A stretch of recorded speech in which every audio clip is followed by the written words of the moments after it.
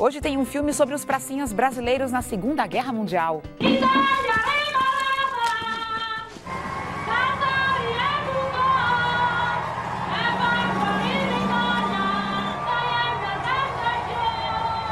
Virgínia Rodrigues, pela primeira vez em línguas africanas.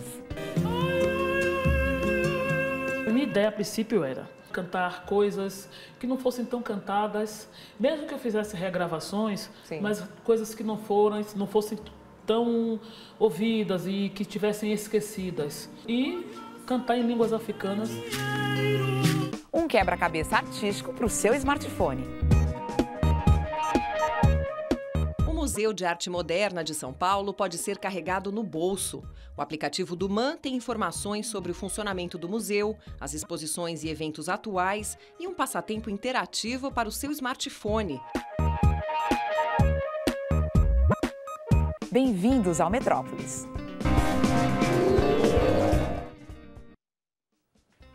Olá! Na Segunda Guerra Mundial, mais de 25 mil jovens brasileiros atravessaram o oceano para lutar contra o nazismo e o fascismo na Itália. A história desses soldados corajosos está no filme Estrada 47. Não é, Cunha Júnior? Boa noite. Boa noite, Adriana. É isso mesmo, Estrada 47, que vai estrear no dia 7 de maio, mostra a participação brasileira na Segunda Guerra Mundial sob a ótica de 4 pracinhas. E o diretor Vicente Ferraz e o ator Francisco Gaspar estão aqui para conversar com a gente. Boa noite, sejam bem-vindos ao Metrópolis.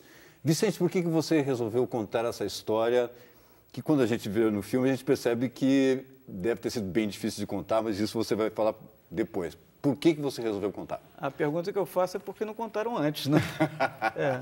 Pela dificuldade, eu acho. Bom, eu acho que não só pela dificuldade, né? Mas você imaginar que há 70 anos atrás, 25 mil jovens de um país distante, tropical, latino-americano, cruzam o oceano para lutar no maior conflito da história da humanidade, no pior inverno do século. Sim. Ou seja, ali eles pegaram uma temperatura de menos 15, menos 20, até mais, né? E foi o único contingente militar latino-americano, né? Uhum. Acho que isso já é suficiente para um dramaturgo se interessar, né, para contar essa história, né? Você ficou muito tempo levantando coisas para fazer o filme? Levantando coisas ou levantando grana? Levantando grana e levantando histórias. Não, teve um trabalho de pesquisa muito grande, assim, e principalmente com essa, que a gente pode dizer, uma memória afetiva, né? Acho que o filme ele tenta recuperar não uma análise militar, né? Mas é assim esse lado humano e essa memória que está se perdendo, né? De cada um desses jovens que viveram no final das contas, é uma odisseia, né? Fazer essa aventura e que foram um pouco esquecidos, né? São tipo uma parte anônima que ficou no da anonimato, história brasileira, da lá fora e inclusive, infelizmente, aqui nessas nossas novas gerações. Sim. Não sei, você, Francisco, se você sabia com muitos detalhes o que tinha acontecido lá com os pracinhas. Você poderia falar até rapidamente, dar uma sinopse curta do filme. Sim. São 4 pracinhas. Eu até falei para o Vicente que eu me interessei pelo assunto, então eu passei a estudar, porque na escola a gente vê uma linha, muito, né? Por cima. Muito por cima. Então, a minha geração, que é bem depois do acontecido, eu não sabia de nada. Eu sabia, sempre que eu ia ao Rio de Janeiro, a minha tia me levava para ir ao Monumento às Pracinhas. Mas eu não sabia o que era pracinha. Eu era uma praça mesmo. Uma praça. Aí sim, depois eu mergulhei em uma vasta literatura, que o próprio Vicente me alimentou. Indicou. Né? E aí eu fui estudar tudo isso muito mesmo. Muito, com uma profundidade muito vertical mesmo. Claro. Só para as pessoas saberem um pouco do que é o filme se centra em 4 personagens, os brasileiros e alguns internacionais, né? Alguns italianos e um alemão especificamente. Esses 4 brasileiros, eles se perdem, vamos dizer assim, da esquadra maior, né? E tem um ataque de pânico. Isso, tem um ataque de pânico. Né? E aí ficam com medo da corte marcial ou de enfrentar o próprio inimigo. e tem que enfrentar a própria Estrada 47, que é... Por que é a Estrada 47? Porque é uma estrada, eles precisam desminar essa estrada. Uma estrada que o exército americano não consegue chegar até ela, não consegue desminar, e os brasileiros vão... ela é minada. E os brasileiros vão tentar desativar. E aí eles, com o espírito brasileiro, eles chegam e fazem. Não vou dizer como... Claro que não. A gente vai ver um trecho agora do filme aí, só para a gente ter uma ideia.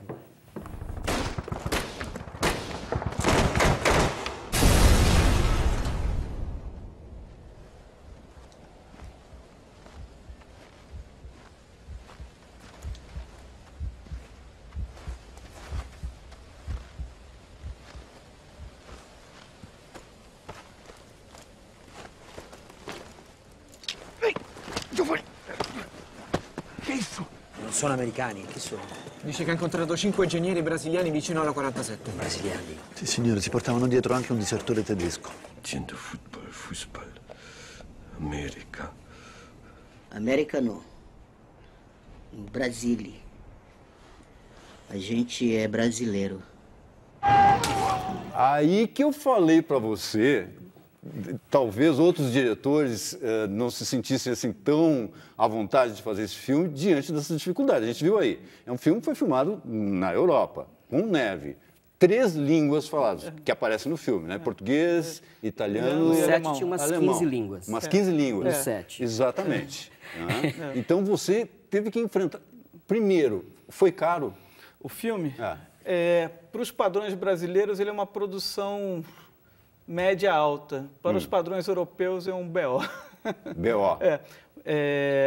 Ele é um filme que custou 8 milhões de reais, né? Sim. Mas, a gente vendo parece mais. Parece mais. E esse orçamento na Europa, a gente teve que fazer um pouco uma magia, né, para ele render. Agora, só para vocês terem uma ideia, eu fiquei sabendo, eu acho que é interessante a gente contar, não só porque valoriza o filme todo, mas as curiosidades são tão interessantes, né, das dificuldades que vocês tiveram para atuar naquela neve, naquele frio de 0 grau. Não, era 10. Menos 10. E a história de que um dos sets de filmagem de vocês ficava em frente a uma base militar americana. Sim. Que estava pronta para invadir a Líbia. Não, estava pronta não. Estava invadindo. Aconteceu com a equipe no set. Exatamente. E aí, esses americanos, o que esses brasileiros... Uma equipe brasileira? Como é que foi a história? Pois é, o Vicente conta melhor essa história, porque eu estava um pouco afastado do bastidor. São coisas que a gente escutava, né? Porque imagina que, né, era a base de Aviano, que é uma base da OTAN muito importante, é a base que atacou a Sérvia durante a Guerra da Sérvia. Mas imaginar chegar a 60 pessoas com 2 tanques, armas, para fazer um filme sobre a Segunda Guerra Mundial, do Brasil na Segunda Guerra Mundial. Eu não acreditaria se fosse agente da inteligência dos Estados Unidos. Até foi o Bin Laden tá sofisticando. Exatamente. Aí ficaram até convencer os caras que aquilo ali era verdade. E a gente filmava, tinha muito treinamento. Então, no filme mesmo, se escuta muito tiro, mas não é tiro de pós-produção, é tiro da base de Aviano. A gente só cortava quando tinha os voos de caça, né? Que não dava na Segunda Guerra Mundial. Claro. Mas tem tiros ali que são tiros de verdade mesmo. O som, né, que eu estou falando. Qual foi a maior dificuldade para atuar? O frio? Não, o frio para mim foi a roupa mesmo. Que nós usamos a nossa figurinista, a Elisabetta Antico. Nós usamos as roupas originais dos pracinhas. E eram roupas muito pesadas, muito quente, né, para neve. Isso foi o que mais me incomodou. E o capacete, que eu andei muito perto de ficar louco com o capacete na cabeça. Algum ex-pracinha assistiu ao filme? Sim, no Rio de Janeiro, no Festival do Rio, foram 9, né, Vicente? Foram vários. 9. E ontem na pré tinha um pracinha. Tinha um pracinha também? O seu Newton. Porque é uma história muito incrível. Eu acho que você coloca no subtexto do filme também isso, que não é só a questão da guerra em si, mas uma guerra psicológica. Você colocou até um termo silenciosa, que é muito importante, que aparece no filme, né? Tem um ex-combatente, que eu acho que já deve ter estado aqui, você não teve no seu programa, mas esteve aqui na TV Cultura com certeza, que é o Boris Schneiderman, né? Ah, sim. O Boris, né, fundador da Cátedra de Russo, esse ucraniano, né? Ele tem um livro que se chama A Guerra na Surdina, que é um livro assim, maravilhoso e que ele analisa esse lado, o entreato da guerra, né? Porque a gente, através desse cinema hegemônico, digamos assim, a guerra sempre é espetacular, combates, heroísmo. E a guerra não é bem isso, né? A guerra é o medo e a espera do que vai acontecer, claro, né? Então, e essa espera que vai devorando a alma. Isso no livro está claro, e essa era mais um pouco a ideia do filme, né? Claro. Bom, muito obrigado, então, pela participação de vocês. Estreia dia 7 de maio, já estreou na Itália, vai estrear em Portugal, porque é uma coprodução, em outros países, ganhou o Festival de Gramado, ganhou o Festival de Ceará, outros prêmios. Parabéns pelo seu documentário que todos nós adoramos. Mamute Siberiano. Mamute Siberiano. Enfim, todos estão de parabéns, inclusive por esse filme aqui. Tá bom? Muito obrigado. Muito obrigado para vocês. Obrigado. Até a próxima. Adriana, é com você. Daqui a pouco, a bela voz de Virgínia Rodrigues, que está lançando um novo álbum, e a arte de Gregório Gruber. Mas antes do intervalo, confira algumas exposições em cartaz aqui em São Paulo.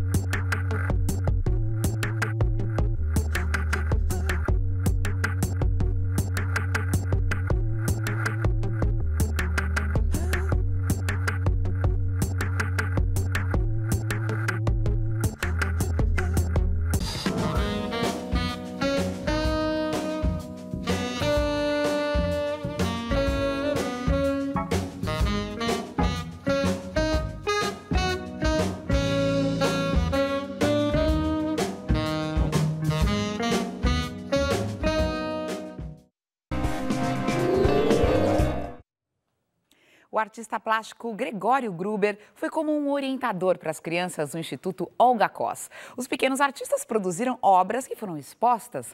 Um projeto que promove não só a incursão no mundo das artes, mas também a inclusão social. Um projeto que ajuda crianças com deficiência intelectual a vivenciar a cultura. O artista plástico Gregório Gruber orientou um grupo de alunos do Instituto Olga Cos em aulas de artes plásticas.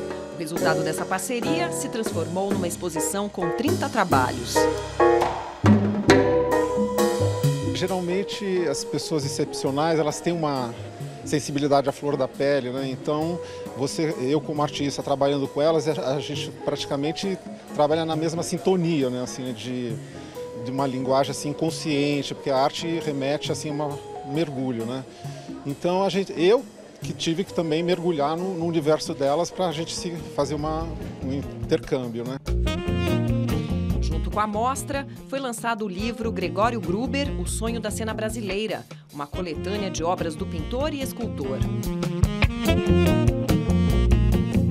O livro foi organizado partindo de duas premissas. A primeira era que o Gregório Gruber é uma pessoa que trabalha com o exterior, com o mundo urbano. E a segunda coisa é que ele trabalha com o ser humano em condições especiais, que é um ser humano reflexivo, solitário, que pensa na sua vida.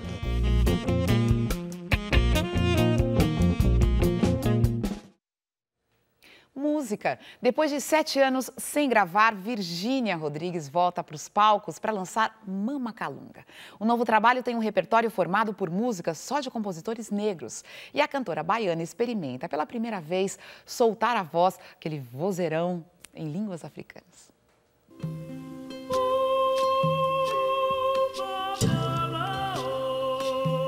7 anos se passaram desde que você gravou seu último álbum, né? Recomeço. Isso. Temos aí um tempo. Tem. 7 é muito tempo, né? É.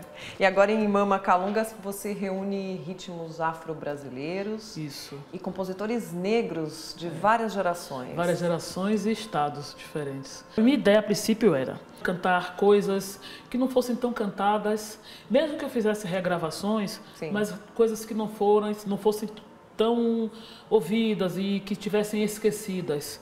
E cantar coisas inéditas também, gravar inéditos.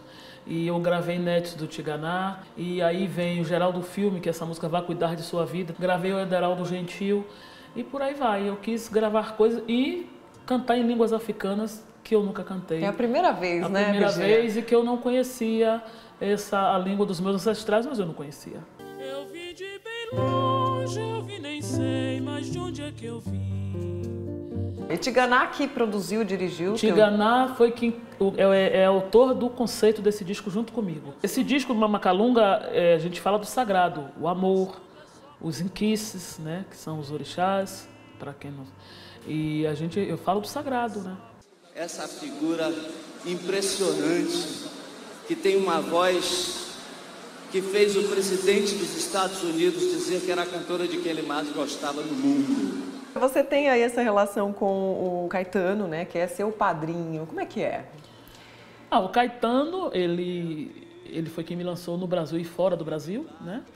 E ele foi diretor artístico e, de uma certa forma, também produziu os meus 3 primeiros discos, o Sol Negro, o Nós e o Mares Profundos. Mas, assim, agora ele já fez a parte dele, né? Agora tem que andar. Os pais criam os filhos para depois os filhos andarem com suas próprias pernas.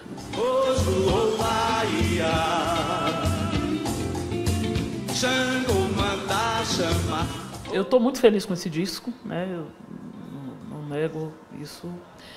Eu espero, inclusive, que as pessoas gostem, né? Que foi feito com muito amor e coração.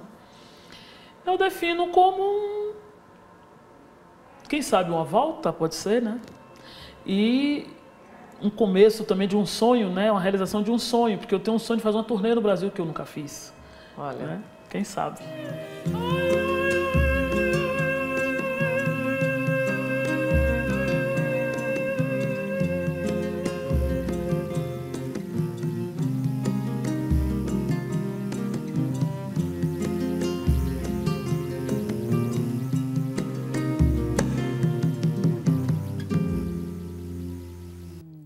Esse disco. E daqui a pouquinho tem um aplicativo divertido e cultural para o seu smartphone.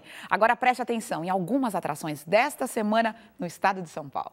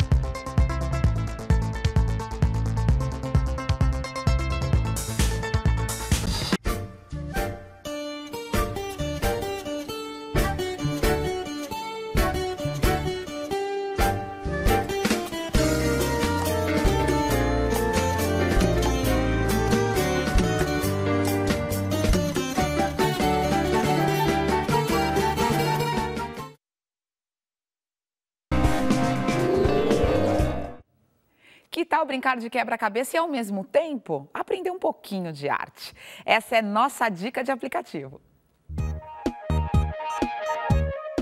O O Museu de Arte Moderna de São Paulo pode ser carregado no bolso. O aplicativo do MAN tem informações sobre o funcionamento do museu, as exposições e eventos atuais e um passatempo interativo para o seu smartphone, um quebra-cabeça que utiliza obras do acervo do museu.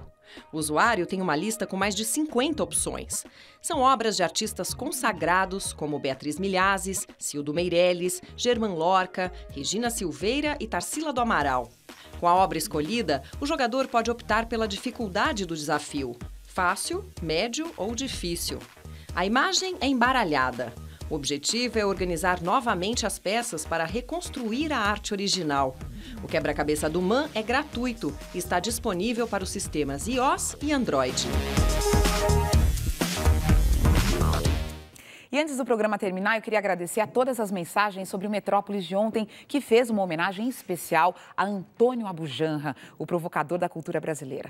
Muito obrigada ao Geraldo Barbosa e ao Alnê Viton, do Rio Grande do Sul, ao Luiz Fernando, de São Paulo, e ao Mauri, de Marília, no interior do estado. Eu volto a lembrar o nosso número no WhatsApp. É o 11 97673 1540. A gente também está no Facebook e no Instagram, Programa Metrópolis. Acesse as nossas páginas e se você perdeu o programa de ontem, ele vai estar lá, disponível no cmais.com.br/metrópolis, tá? No domingo, a gente vai voltar a lembrar o Abu que nos deixou nessa terça-feira. Pois bem, por hoje é só. A gente volta amanhã às 11 da noite. O programa está terminando ao som da dupla Chemical Brothers, que vai lançar novo álbum em julho.